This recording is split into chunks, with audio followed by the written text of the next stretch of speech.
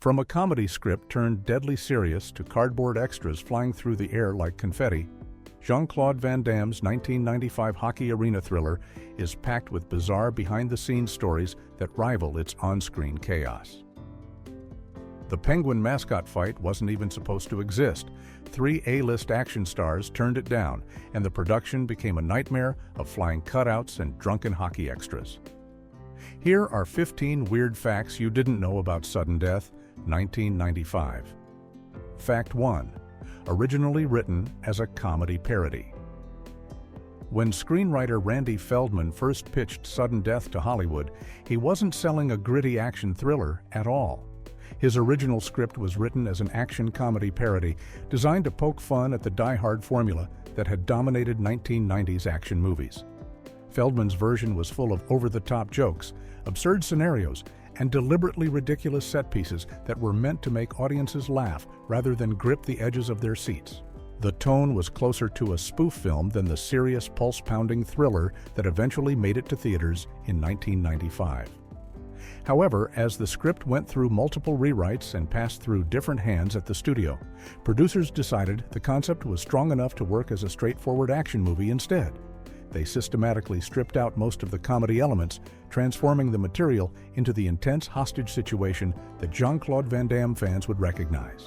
But one sequence was too perfectly absurd to cut entirely, and it became the most memorable and bizarre moment in the finished film. The infamous kitchen fight between Van Damme's character Darren McCord and the villain dressed in a full Penguins mascot costume is the sole surviving remnant of Feldman's original comedic vision. While the rest of the movie plays everything deadly serious with terrorists threatening to blow up a packed hockey arena, this one scene embraces pure cartoon violence as Van Damme battles a giant anthropomorphic bird through industrial kitchen equipment. The tonal whiplash is jarring, but it's also what makes the scene so weirdly unforgettable and frequently cited as one of the strangest fights in action movie history, a leftover joke in an otherwise humorless film. Fact 2. Penguin's owner's wife created the story. The entire concept for Sudden Death didn't originate in a Hollywood writer's room or from an action movie producer looking for the next big blockbuster.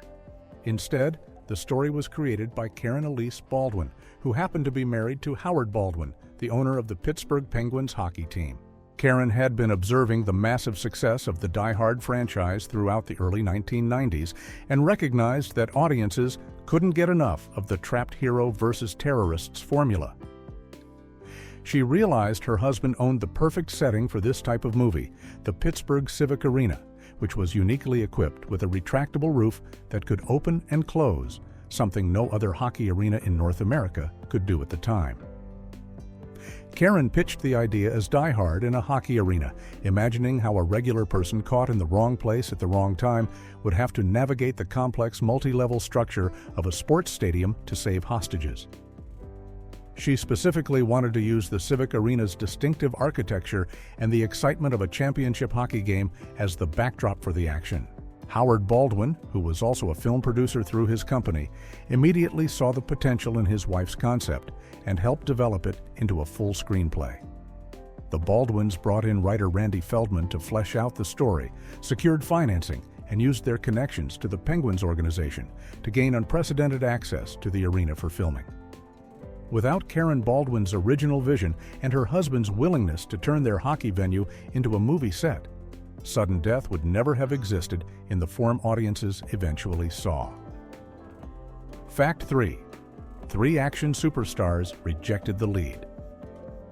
Before Jean-Claude Van Damme landed the starring role in Sudden Death, the script made the rounds to every major action star in Hollywood, and the 3 biggest names of the era all passed on the project. Arnold Schwarzenegger, Sylvester Stallone, and Bruce Willis each had the opportunity to play Fire Marshal Darren McCord, but all 3 declined for various reasons. Arnold Schwarzenegger was the first to receive the script, which made sense given his box office dominance in the early 1990s, but he turned it down without much explanation, likely because he had other projects already lined up. Bruce Willis, who had defined the Die Hard formula that Sudden Death was openly copying, also passed on the role, perhaps feeling the material was too similar to work he'd already done, or simply not interested in retreading the same territory. The most revealing rejection came from Sylvester Stallone, who was extremely blunt about why he didn't want the part. Stallone specifically stated that he turned down sudden death because he didn't like the quality of the script, finding it lacking compared to other action projects available to him at the time. His assessment wasn't entirely wrong, as reviews later criticized the film's predictable plot and thin characterization. After the three biggest action stars in the world all said no, the producers turned to Jean-Claude Van Damme, who was eager to headline a major studio action film and saw it as an opportunity to prove he could carry a die-hard-style thriller. Van Damme's martial arts background also made the physical fight sequences more believable and allowed for more hand-to-hand combat than the script might have originally contained. Fact 4. Filmed during the NHL lockout crisis. Production on sudden death took place during one of the most tumultuous periods in professional hockey history, the 1994 to 1995 NHL lockout. The lockout began in October 1994 when team owners and the players' union couldn't agree on a new collective bargaining agreement, resulting in the cancellation of nearly half the regular season. This created a massive problem for the filmmakers, who had planned to incorporate footage of real Pittsburgh Penguins and Chicago Blackhawks games into the movie to make the fictional Stanley Cup Finals game look authentic. With no actual NHL games being played and the league's future uncertain, the producers had to completely rework their approach to filming the hockey sequences.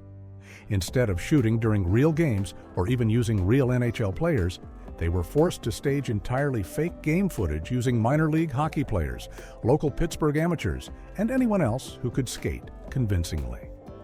These replacement players had to learn choreographed plays and specific movements so the filmmakers could capture the exact shots needed for the story, essentially creating an elaborate theatrical hockey production rather than filming actual competitive play.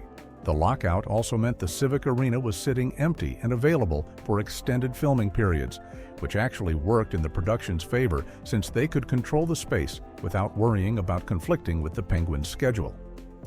However, the lack of real NHL talent on the ice is noticeable in the final film if you look closely, as the skating and gameplay don't quite have the polish and speed of professional athletes at the highest level of the sport. Fact 5. Cardboard extras went flying. During helicopter scene.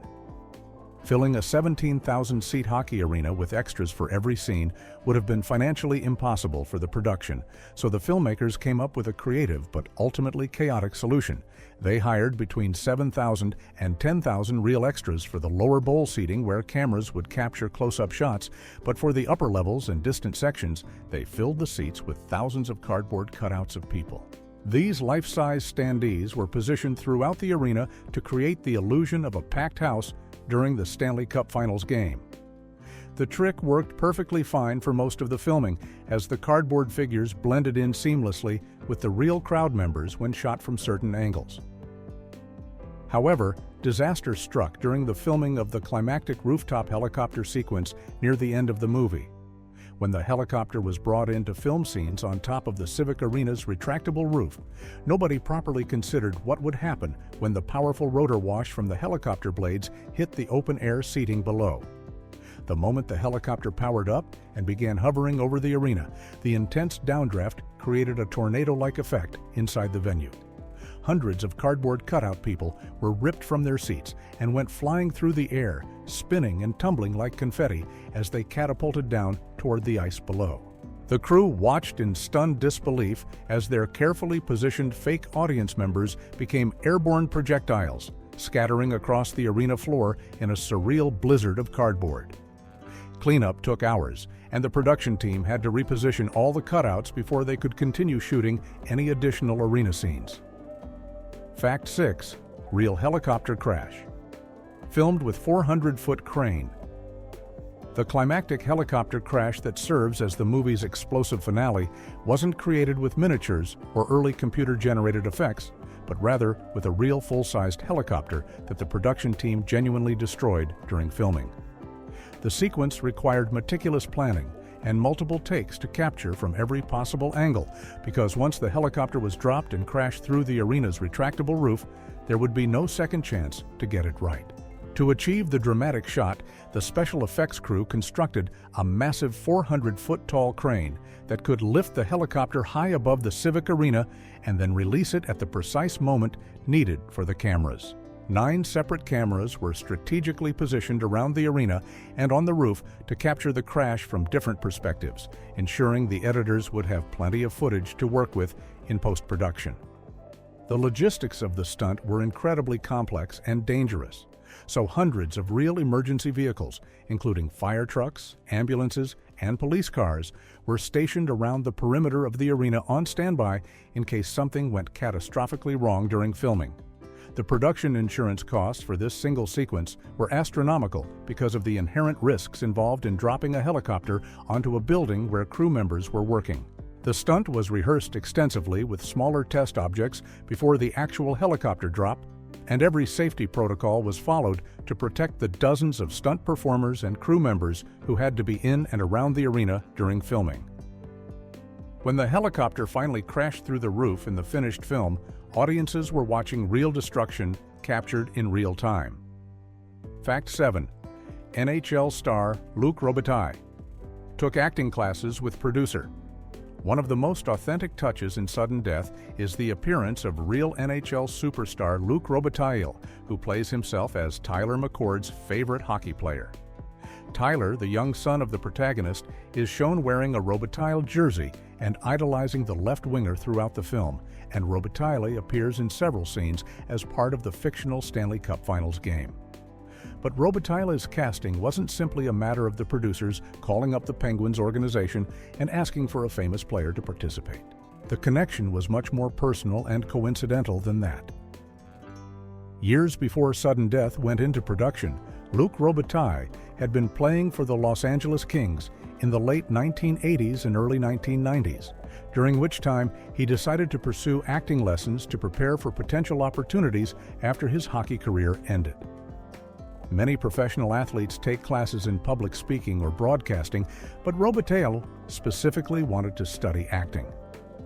As it happened, he ended up in the same acting class as Karen Elise Baldwin, who would later become one of the producers of Sudden Death and whose husband owned the Pittsburgh Penguins. The two became friendly during their time in class together, and when Baldwin was casting the hockey players for the film years later, she immediately thought of Robitaille, knowing he had actual acting training and would be comfortable on camera. Robitaille's natural charisma and his real hockey skills made him perfect for the role, and his presence added legitimate sports credibility to the film.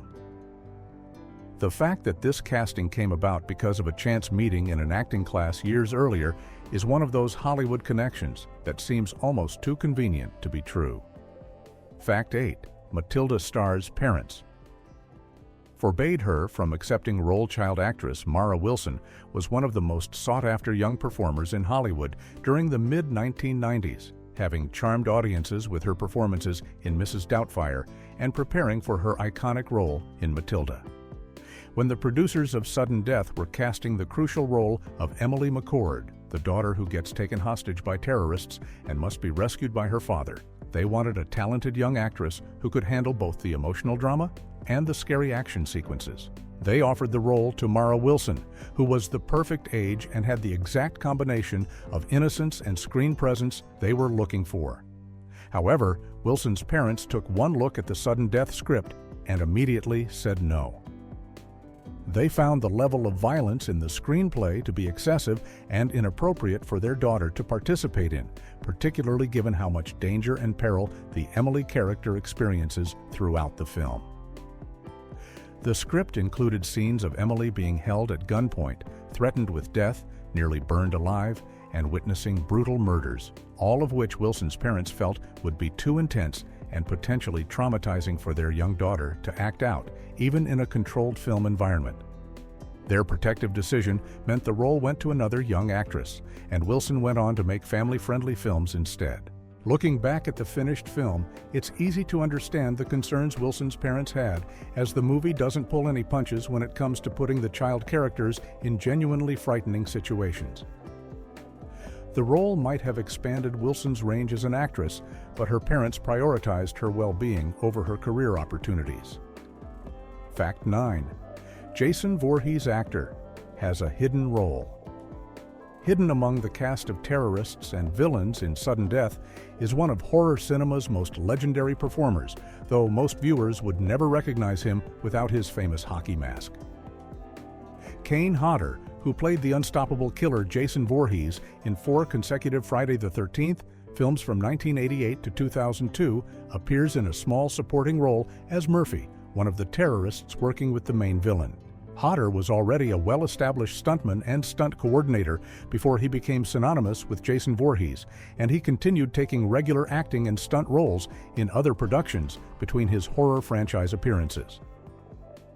For Sudden Death, Hodder brought his physicality and intimidating presence to the role of Murphy, though the character doesn't have many lines and is primarily there as muscle for the terrorist operation. What makes this casting particularly ironic and amusing for horror fans is that Jason Voorhees is famously associated with hockey imagery, specifically the goalie mask that became his signature look starting in Friday the 13th Part 3. So the actor who defined that hockey-masked horror icon ended up in a movie that literally takes place in a hockey arena and features terrorists disguising themselves in various ways throughout the building. Hodder's appearance is one of those fun Easter eggs that only dedicated horror fans would catch, and it represents the kind of cross-genre casting that was common in 1990s action films, where stunt performers and character actors would pop up in multiple films across different genres throughout the same period. Fact 10. Director also served as cinematographer. Director Peter Hyams made an unusual creative decision on Sudden Death that was relatively rare in Hollywood at the time, especially for a big-budget action film.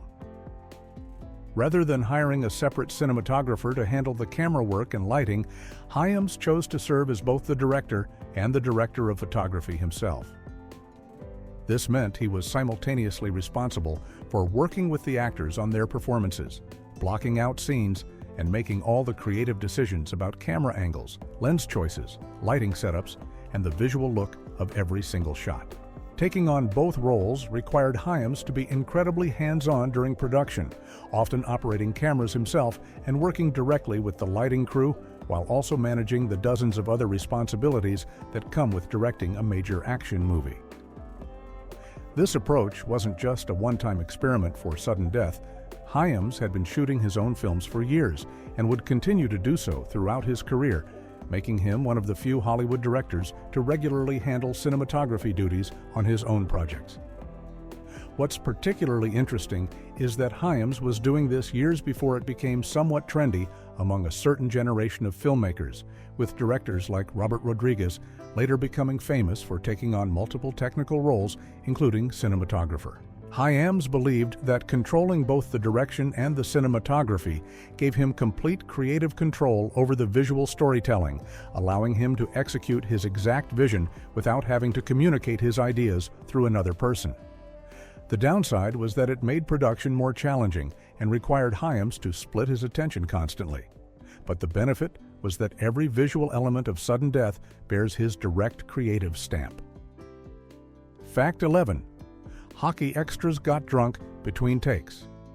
The hockey players hired as on-ice extras for the game sequences in Sudden Death thought they were signing up for a quick job that would take a few days of filming and net them some easy money.